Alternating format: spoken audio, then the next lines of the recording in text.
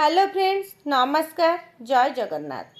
आज चलतु पोटल रे आउ गोटे रेसिपी प्रस्तुत करवा पुणी बिना पियाज रसुण रे पूरा घरोई मसला पुणी करवा आ खाइला बेले आपन को भोजी रे जमती पोटल तरकारी लगे आपन को सेमती ही फील हम सतरे खाइबा बहुत भल लगुला। आपन रेसिपी को गोटे थर निश्चय ट्राए करेंगे।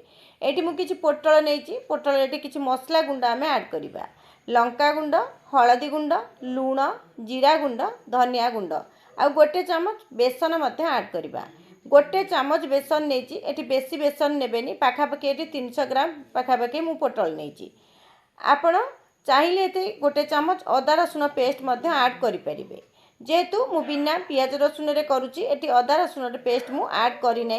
प्रथमे भल भाव गोले नवा ए पानी जमा भी देवेनि। पोटल रे जतिकी पानी अंश थी से सब मसला गुड़िक भल भाव मिसीज घोड़नी दे आराम से 15-20 मिनट आपन ताको छाड़ी नेबे।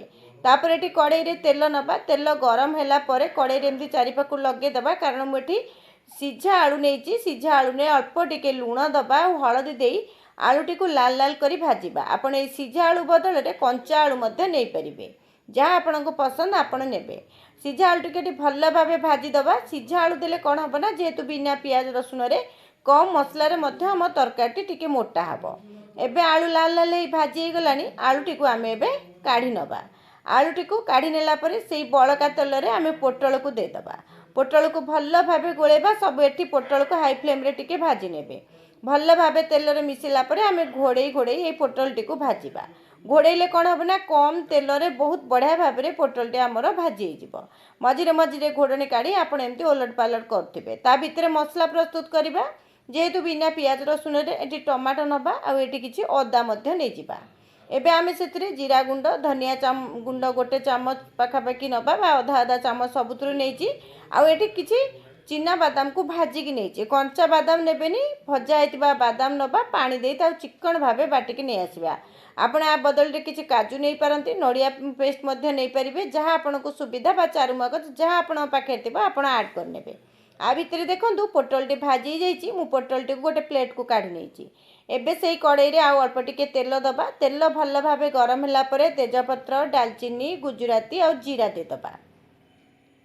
जीरा को एटी फुटिबा पई छाड़िबा। जीराटी भल भाव फुटिगला परे गैस रो फ्लेम को पूरा सिम करिवे। आवश्यक अनुसार हलदी गुंड और लंका गुंड एटी दे दबा। लंका गुंड, हलदी गुंड टिके भाजीला परे बाटी रखिथिबा मसला को दे भल भाव मिसेइबा। आकु मध्य सेमती घोड़नी दे गैस रो फ्लेम को मीडियम टू सिम रे रखी मसला टी को कसिबे। हाई फ्लेम रे कसिबेनी कारण बादाम तले लागी जाई पारे। आ मझिरे मझिरे घोड़नी काढ़ी आपण ताको एमती गोळौथिबे। एटी देखंतु गोटे चामच मु सब्जी मसला देली। आपण पाखे जो मसला गुंड थिबो आपण एटी ऐड करि पारंती। देकी ताको एटी भल भाव रे आमे मिसेई नबा। घोड़नी दे मसला टी को कसिबा। देखंतु मसला रु तेल बाहरला परे भाजी रखिथिबा आलू को दे मिसेई नबा। तापर एटी पोटल को मध्य दे दबा। सबु जिनस को मसला सहित भल भाव मिसेला परे आमे घोड़नी दे ताको आराम रे 2-3 मिनिट पई धीमा आंच रे छाड़ी देबा।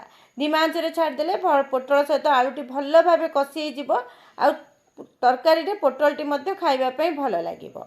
एबे घोड़नी काढ़ी ताको मिसेई नबा। आ एठी किछि गरम पानी मध्य ऐड कर नबा। जो जगह मु पोटल को गोलैथिली सेई जगह पानी किछि गरम करी सेइठु पानी देली कारण मसला गुंड बेसन सब लागिथिला। सेई पानी गरम करी सेइतिरे मु दे देली। देकी एबे आमे भल भाबे गोळा गोळी करी ताको घोड़ेई दबा। आउ ताको एठी 5-6 मिनिट खंडे धीमा आंच रे सिझिबा पई छाड़ दबा। 5-6 मिनिट परे मु एठी घोड़नी काढुची कारण जेहेतु सीझा आलू नेचे पोटल भी भल भाबे हमर भाजी जाइतिला। किछि कस्तूरी मेथी को मु सुखिला तावा रे गरम करी गुंड करी एठी दे देली। सुखिला तावा रे गरम कली आमे जदी किछि कस्तूरी मेथी दउचे तार गोटे सुंदर बास्ना आसीबो आ खाइबा पई मध्य भल लागिबो। सब जिनस देला परे मु एठी घोड़ेई दे गैस को बंद कर नेतिली। लास्ट रे देखंतु तरकारी केमती लागुची। आपण एई प्रोसेस रे गोटे थर ट्राई करंतु देखिबे आपण को भोजी रे जेमती पोटल तरकारी खाइला परी लागे सेमती ही लागिबो। आशा करछि रेसिपीटी आपण मानको पसंद आसीथिबो। आ एबे तो पोटल रे सीजन आसलानी। आपण गोटे थर रेसिपी को ट्राई करंतु। रहउची नमस्कार।